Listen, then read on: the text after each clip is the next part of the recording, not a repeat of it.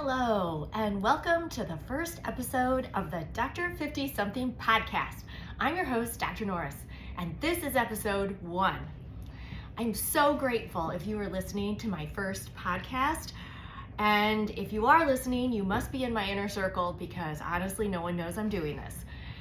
So this first podcast is not going to be super long. It's going to be pretty short and to the point. I just wanted to give everyone a little background on me and why I decided to add this to my list of things to do.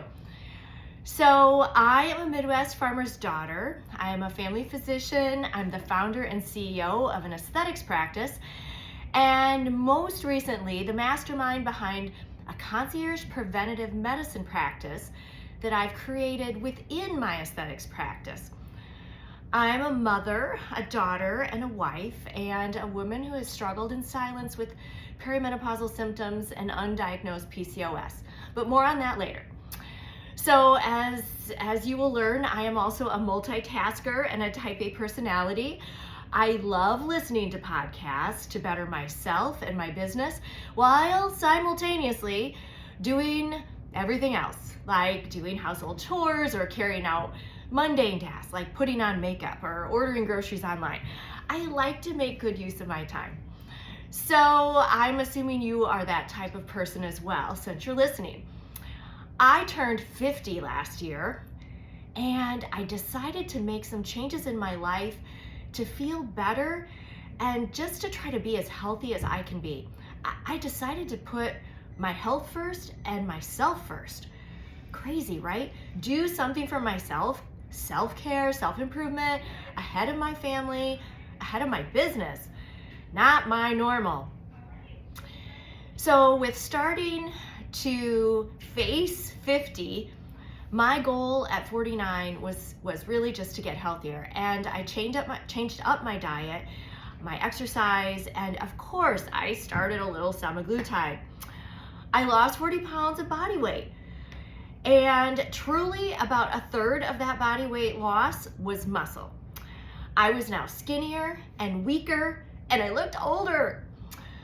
But fortunately, through procedures in my aesthetic practice, I was able to reverse the older look, but not the loss of muscle. I started researching how to use Semaglutide to get the positive health effects, but not lose muscle and not look older. Is that possible? At the same time, I was having every symptom there is of perimenopause. And this podcast will spend a lot of time teaching and educating about the symptoms of perimenopause, what is the underlying cause, and how we can reverse those symptoms to live our best life.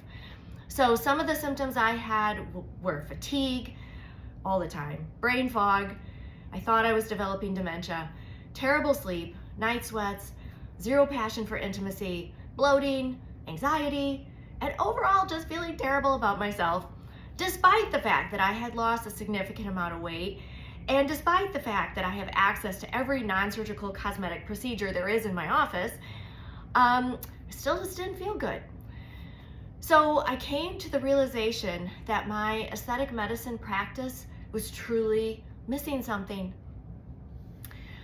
Over the last 13 years of learning and perfecting all my skills to be the best aesthetic provider I could be, and making all my patients look amazing and more confident in their appearance, I had not stopped to think about how they were feeling.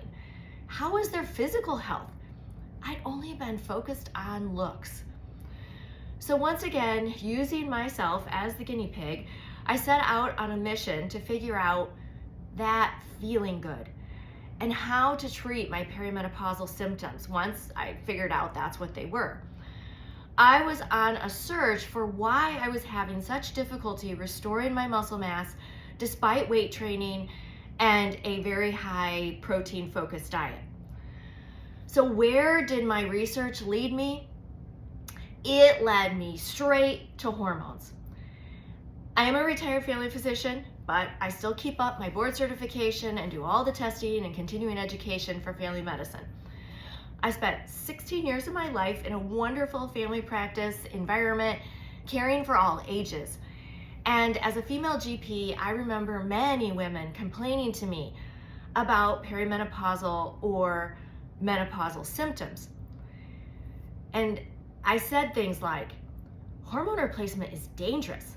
Let's try some herbals or an antidepressant for your symptoms. I think I also said, checking your hormones is not going to change anything. Maybe just try date night for your poor libido. Oh my goodness. If any of my 5,000 patients that I might have told that to are listening, I am so sorry for my misinformation. And to be fair, I was not told anything different from the conferences I attended, the journals I read, or all the drug reps that came into my office. In medical school and residency, circa 2002, we were all brainwashed by the Women's Health Initiative study published in JAMA and People magazine. All of those messages were hormone replacement therapy is all bad. Think breast cancer, stroke, clots, heart attacks. So if that is still your current mindset, you really need to keep listening to this podcast because there is a lot more to know. So right now, I'm not going to get into the details of that study or how that study was actually debunked a few years later because of poor research methods, or what further publications showed once that data was truly looked at in the right light. So that, however, was not in People magazine. And so many of us still hold the belief that hormones are bad. Hormones cause all sorts of terrible things for women and men. And as we lose them, you should just suck it up and not be on them. But I found out that the key to feeling good as a perimenopausal 50-year-old was exactly what I had poo-pooed to my family practice patients. My extraordinary confirmation bias, that's what it's called, that bias that you have that when you learn something once, that's just the be-all end-all and that's the way it is. And it is so hard to change biases like that in our society.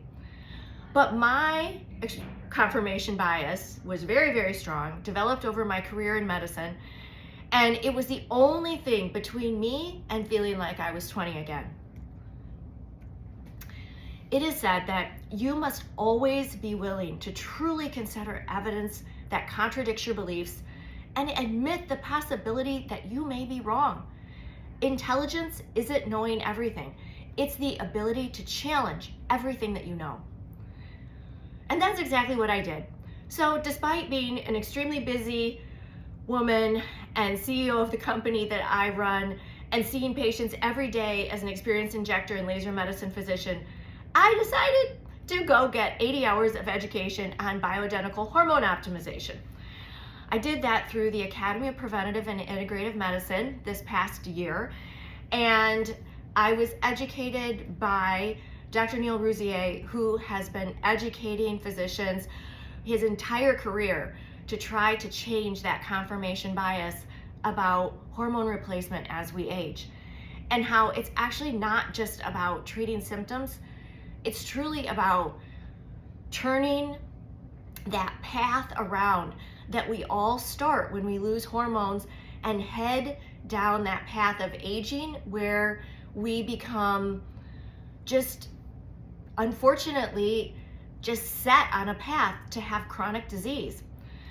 So that training was so eye-opening to me, not just because of how I could improve how I feel, but how I could improve the path of my entire life by changing things now. It was truly the best training I've ever had as a medical provider. And truly, as a lifelong learner, I have been in a lot of classes. So to say that was one of the best trainings I've ever had, it means a lot. So last year, when I got this idea that I wanted to start my own podcast to educate people such as myself, I initially thought, okay, it's gonna be about, what I do every day. It's gonna be about Botox and fillers and sculpture, which is my favorite. It's going to be about laser resurfacing and how that's really not as scary as it sounds. We're even going to talk about, PRF and natural skin and hair rejuvenation with, your own body in charge. All the things that I love to do and just love for my beautiful patients. But then, as the year passed and my knowledge about bioidentical hormone optimization just flourished, I knew the content of this podcast was not just going to be aesthetics focused. Don't get me wrong, we will talk about aesthetics. I love giving patients natural rejuvenated results, and I just love watching patients walk out of my office with more confidence than they walked in. So we will definitely talk about aesthetics, but I just want everyone to know that we are going to talk about not only what can make you look better as you age, but also what can make you feel better and truly live life to its fullest potential. So ever since I left my family practice office, I have been living on the edge of medicine. Aesthetics was definitely on the edge of medicine when I started my medical spa back in 2016. But every year now, it seems to be becoming more mainstream. It's like normal to have all these things done that I do, and you can do them at any age. People are not so afraid to let me use their pictures on social media or to tell their friends, I had some filler done. So now, once again though, I'm back on the fringe of medicine. I am offering a preventative approach to health and well-being and what I believe is the future of medicine in this country.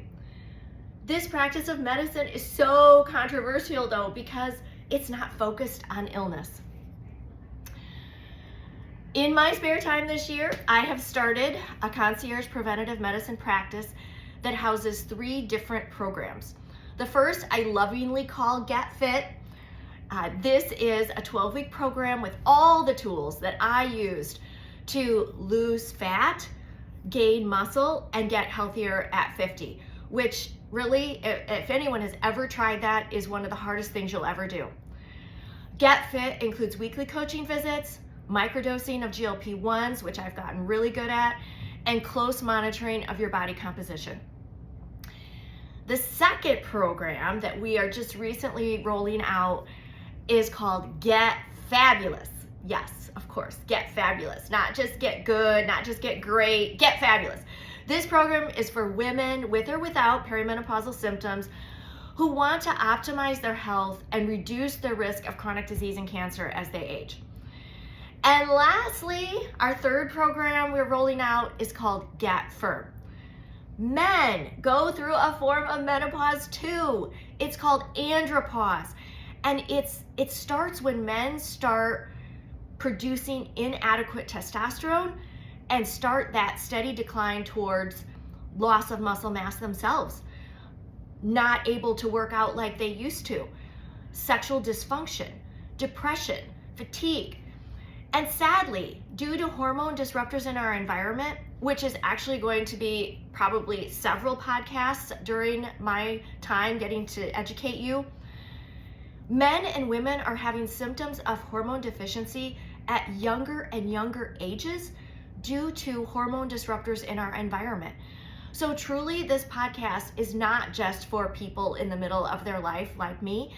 It's really for everyone that wants to learn how to have healthy hormones from childhood all the way till the end. So get ready to start the most important educational journey of your life. It is never too early or too late to come with me to the edge of medicine to learn how to add life to your years and not just years to your life. Let's go.